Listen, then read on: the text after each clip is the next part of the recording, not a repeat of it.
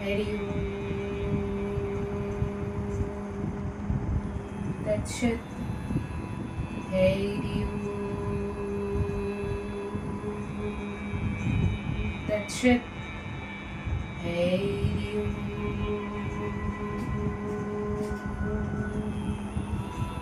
That's it. নমস্কার। যুব ভারতী বৈদিক মিশনের পক্ষ থেকে আপনাদের প্রত্যেককে জানাই আন্তরিক ভালোবাসা এবং প্রণাম। আজকের এই উপস্থাপনটির একটি বিশেষ কারণ রয়েছে। বিশেষ কারণটি হল আগামী 22শে মে শুক্রবার ঠিক সকাল 7টায় আমরা রাজা রামমোহন রায়ের আবির্ভাব দিবস উপলক্ষে একটি বিশেষ পদযাত্রার আয়োজন করেছি। এই পদযাত্রা আমাদের যুব ভারতী বৈদিক মিশনের কর্ণধার স্বামী কৃষ্ণানন্দ মহারাজের ঐকান্তিক প্রচেষ্টার মধ্য দিয়ে আমরা সফল করে তুলতে চাই এবং সেই বার্তাই আপনাদের সকলের কাছে পৌঁছে দেওয়ার জন্য আজকের আমাদের এই উপস্থাপন। রাজা রামমোহন রায়ের ব্যাপক ভাবধারাকে ঘরে ঘরে সম্প্রসারিত করার উদ্দেশ্যকে সাদরে আমন্ত্রণ করে আমাদের যুগাবতার স্বামী কৃষ্ণানন্দ মহারাজ এই উদ্যোগটি গ্রহণ করেছেন। সত্য পথে সত্যের প্রতি ব্রতী হয়ে সত্য কেন্দ্রিকতায় মগ্ন থেকে সেই সত্যের আলোকে ঘরে ঘরে ছড়িয়ে দেওয়ার উদ্দেশ্যেই এই পদযাত্রা। এই সত্যের অবস্থান অন্য কোথাও নয়, আমার আপনার প্রত্যেকের হৃদয়ে আত্মারূপে বিরাজিত।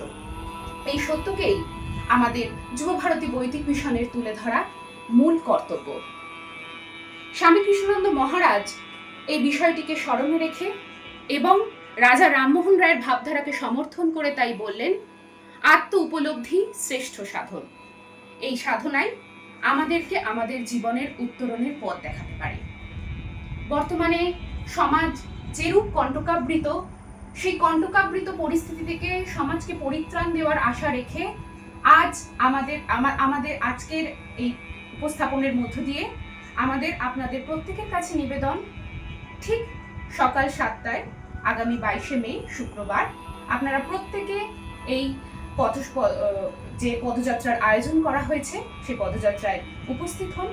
এই পদযাত্রার মূল মন্ত্র বা মূল বাণী হল দ্বন্দ্বাতীত যাত্রাতেই পরম গতির প্রাপ্তি। আমাদের স্বাস্থ্য সম্পর্কিত এবং সেবা সম্পর্কিত কর্মপরিধিকে আরো সুবিস্তৃত করার উদ্দেশ্যে এবং তার সঙ্গে সঙ্গে সাধারণ মানুষের কাছে স্বাস্থ্য পরিষেবাকে আরো সহজে তুলে ধরার উদ্দেশ্যে এই পদযাত্রার পরবর্তীতে সেই দিনই অর্থাৎ 22শে মে একটি স্বাস্থ্য শিবির, অলাভজনক স্বাস্থ্য শিবিরের আয়োজন করা হয়েছে যুব ভারতী বৈদিক মিশনের পক্ষ থেকে। সময় থাকবে সকাল 11টা থেকে দুপুর 2টো পর্যন্ত এবং এই স্বাস্থ্য শিবিরের স্থান হচ্ছে নারিকেলডাঙ্গা সাধারণ সমিতি ক্লাব।